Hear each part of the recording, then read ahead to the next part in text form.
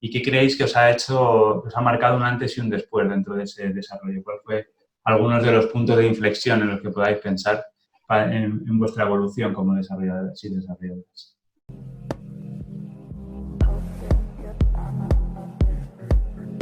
Para mí, por ejemplo, el punto de inflexión yo creo que fue el primer proyecto en el que entré en Singular, que era un proyecto bastante grande, con un equipo, vamos, multidisciplinar. Éramos más de 40 personas y era un proyecto de producto. O sea, era el de TWIP, la aplicación de ING para pagar entre personas. Y vamos, o sea, la cantidad de gente y las tecnologías que se estaban utilizando en todo, en backend, en mobile, en todos los frentes, creo que fue ese momento en el que, digamos, por intentar estar a la altura, cuando más crecí a nivel profesional. Qué bueno, tiene que ser un proyecto súper retador estar ahí 40 personas Mm. en un proyecto.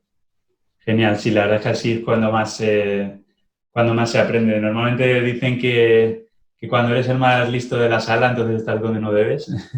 Y yo creo que es algo súper interesante para seguir avanzando, el tener siempre a gente referente a tu lado que te pueda seguir ayudando a avanzar. Sí, tal cual. De mi lado yo creo que tuve dos puntos de inflexión hasta el momento. Uno de ellos fue justamente como tú dices, donde ya digamos que yo era la persona más experimentada de la empresa en la que estaba, pero yo realmente me sentía estancado. Entonces sabía que había muchas cosas más afuera, pero que no iba a crecer, digamos, estando allí. Entonces ese fue como, voy a llamar el primer despertar. Entonces, básicamente cuando desperté esa primera vez, di un cambio totalmente, o sea, cambié mi empresa, la empresa donde estaba, cambié de ciudad porque la empresa me requería en otra ciudad. Obviamente, pues eso es un nuevo lugar, nuevas amistades por hacer, la familia lejos, etcétera, etcétera. Entonces, digamos que eso fue como un precio a pagar por el hecho de seguir mejorando y gracias a eso pude mejorar, digamos, en ese primer despertar con algo totalmente diferente a lo que yo venía trabajando, aprendiendo mucho más. Y ya digamos que el segundo despertar fue justamente como un siguiente paso donde algo sucedió y me ayudó a mí a que empezar a pensar más en los temas que a mí me faltaban. Porque tú llegas a un punto en el que, como en el primer despertar que mencioné, llegas a un punto en el que te sientes estancado o no sabes cómo seguir o no sabes qué hacer. Entonces, ya cuando pude despertar esa segunda vez para empezar a entender las cosas que no conocía o que necesitaba mejorar, ya que cada vez que tú vas avanzando más y más, te metes más y más con cuentos más complicados, cosas más complicadas, más complejas de arquitectura, etcétera, etcétera, lo que venimos hablando. Entonces, eso me ayudó para yo en ese segundo despertar ponerme, digamos, un plan de estudio, sea con libros, sea con cursos como el de Antonio, para mejorar las cosas particulares que estaba necesitando y de ahí en adelante tomar el hábito de seguir mejorando, al seguir leyendo, al seguir tomando cursos, al seguir aprendiendo cosas y compartiendo con el resto de personas mis conocimientos. Bueno, yo comento un poco. Yo tuve un punto de inflexión, bueno, dos, un poco, a mí me pasó un poco como a Diego, que fue uno, como comentaba antes, la parte cuando entendí los principios de Clean Architecture y demás. Pero luego también yo destaco uno para mí que fue cuando yo empecé a hacer testing y enfocarme mucho en testing. Cuando yo empecé con el tema de testing, para mí fue un punto de inflexión gordísimo. Porque el testing no es un silver bullet al final, como todos sabemos, pero sí que en cierta manera te fuerza un poco o te obliga a que intentes modularizar las cosas, desacoplarlas y demás. Entonces, digamos que fue un poco todo, es decir, yo ya estaba implementando Clean Architecture y demás, pero como que los test me dieron ese extra de estoy asegurándome, no sé, para mí fue como un poco un punto de inflexión muy grande en mi carrera como desarrollador. Ahora ya suelo trabajar con TDD y demás y es algo muy, muy, muy presente en mi día a día.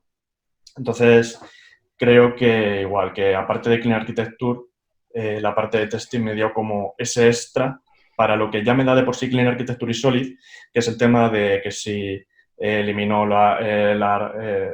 separa los principios de responsabilidad, modulariza y demás, pues tú lo puedes estar haciendo con Clean Architecture, pero es que si haces test, lo que digo, no es un silver bullet, pero sí que como que en cierta manera te vas a asegurar o te vas a forzar un poco a que eso siga manteniendo así, porque todos sabemos al final que si tú haces un test y estás tardando 3 horas en hacer un test, que he escuchado alguna vez como comentarios de esos de es que se tarda mucho en hacer el test. No, probablemente será que la clase la tienes mal implementada y te está costando mucho y por eso estás tardando tanto.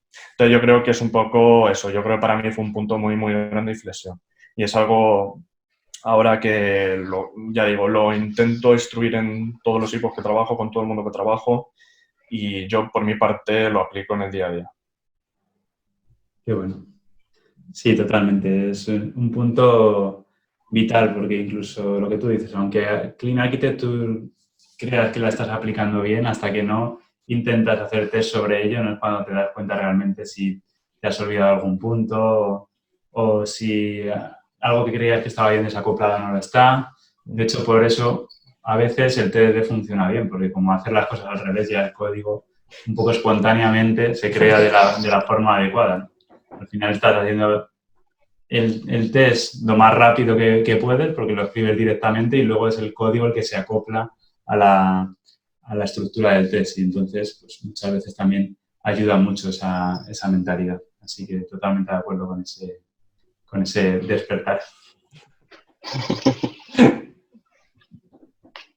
Vale, pues si queréis, continúo yo. Yo para mí diferenciaría 2 puntos de inflexión. Por un lado, el que he comentado un poquito antes, entrar a una aplicación tan legacy que cuando vas a tocar algo no sabes dónde buscarlo o surgen muchísimos bugs y tocas una parte y esa parte influye al estar el código tan acoplado en un montón de partes y empiezan a fallar por otros lados. Y ahí es cuando empiezas a valorar el código bien hecho, bien ordenado, con una buena arquitectura y con las cosas ordenadas donde toca. Y por otro lado, la decisión de invertir en formación en mí mismo, porque yo al principio pensaba que era suficiente con leer artículos de Medium, hay gente muy buena escribiendo artículos, tal, los leo, los practico un poco y piensas que es suficiente, pero al final es lo que comenta un poco Antonio en los vídeos del training, que es como que inviertes demasiado tiempo en aprender algo que muchas veces no llegas a utilizar o que tardas muchísimo más tiempo que en si alguien experimentado te lo explica y te dice buenas prácticas y te guía un poquito. Y la verdad es que ese tiempo que se ahorra ya no solo aumenta en la calidad de código, sino en la calidad de tu vida directamente. Tienes más tiempo para hacer más cosas y la cabeza también necesita descansar un poco. Ese tiempo libre también se agradece. Genial, muchas gracias. ¿Alguien más que quiera añadir alguna cosa en este punto? Sí, yo considero en mi experiencia 2 puntos de inflexión durante mi carrera. Y el primero ha sido cuando empecé a ser líder de desarrollo, teniendo poco tiempo metido en Android. Para mí, en ese momento fue un cambio muy drástico porque, a diferencia de lo que podría haberse esperado, no estaba tan familiarizado como otras personas.